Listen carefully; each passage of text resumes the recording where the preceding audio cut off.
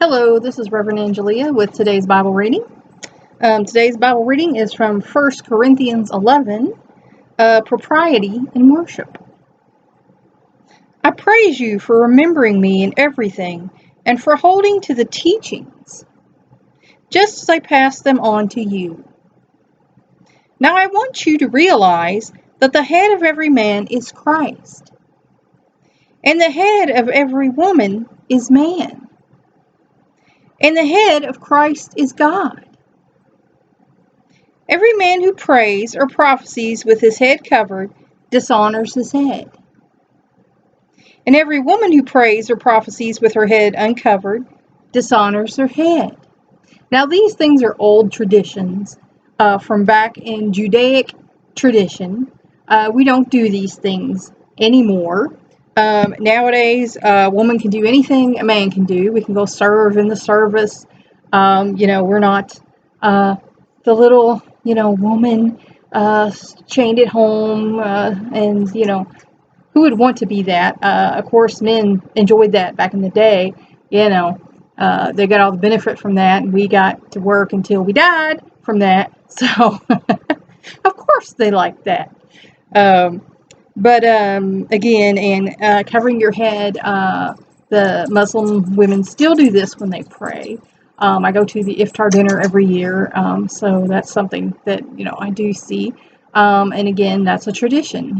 There's certainly no reason for, a Christian person, like Jesus said, take up your cross where I find you. You don't have to turn into, a traditional Jew to walk with Christ in these things. Just wanted to give you that side note. It is just as though her head were shaved. If a woman does not cover her head, she should have her hair cut off. Now, some of the ladies who decide to be Buddhist monks do this, have their head shaved. So, again, it has to do with tradition and what you feel is the right thing that God is telling you to do. Like I said, we don't have to go back to the Old Testament because Jesus made a New Testament for us and do these traditional Jewish things that Paul is talking about. A man ought not to cover his head, since he is the image and glory of God. But the woman is the glory of man. For man did not come from woman, but woman from man. Remember, God said, it's not good for man to be alone. Let's make him a helpmate. Neither was man created for woman, but woman for man. Because Adam got lonely. He's out there by himself.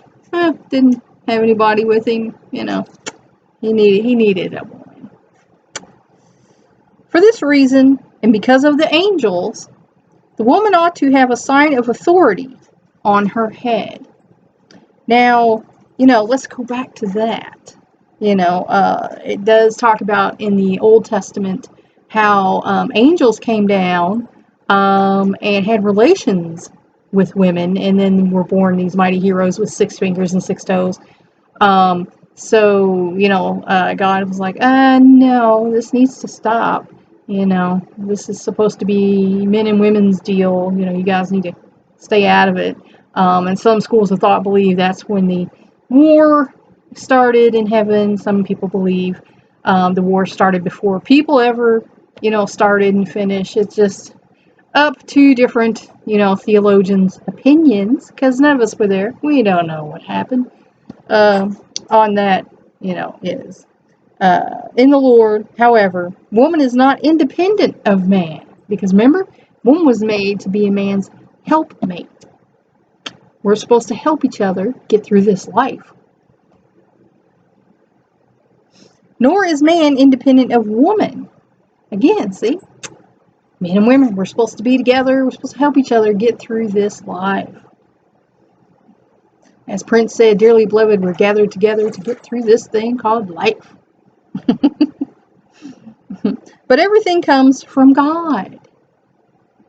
So men are from God. Women are from God. Neither one is bad.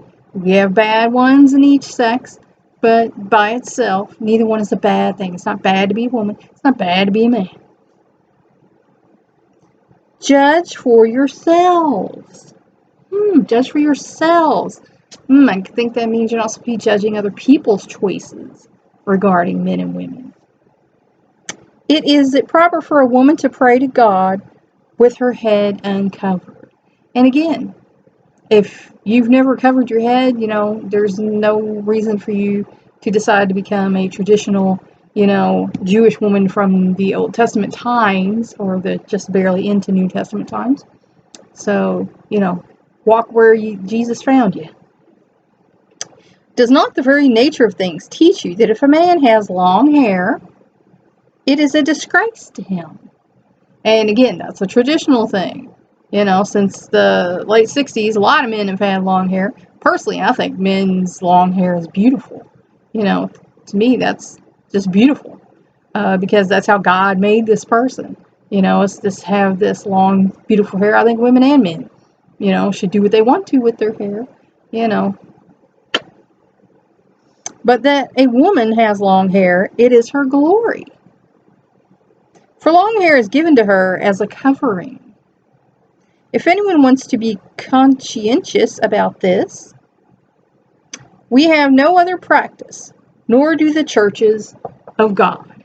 So again, Paul is talking about these traditional things, and in their day, the men were not supposed to have, their head covered. And as that went on, time changed. We all know about yarmulkes, so, there's that. And, they did away with, the veils for women, except for, like I said, in the Muslim tradition. So, again, Paul is talking about these traditional things. And the point he's, really trying to make, as the title is, a propriety in worship. Be understanding that you're going before God, you're going into the house of God if you're going to church. So you should dress decently. You don't want to walk into the church of God with a little tube top on and short shorts with your booty hanging out. That's just not okay. My opinion is, if you have tattoos, you should cover them up, unless, that's part of your worship towards God. If you have crosses and Jesus and, praying hands on you, and you want to show that in church, that's, up to you. Again, it's not our place to judge other people by how they worship God. So again, propriety in worship. Decide, what does that mean to you? And show propriety in your worship.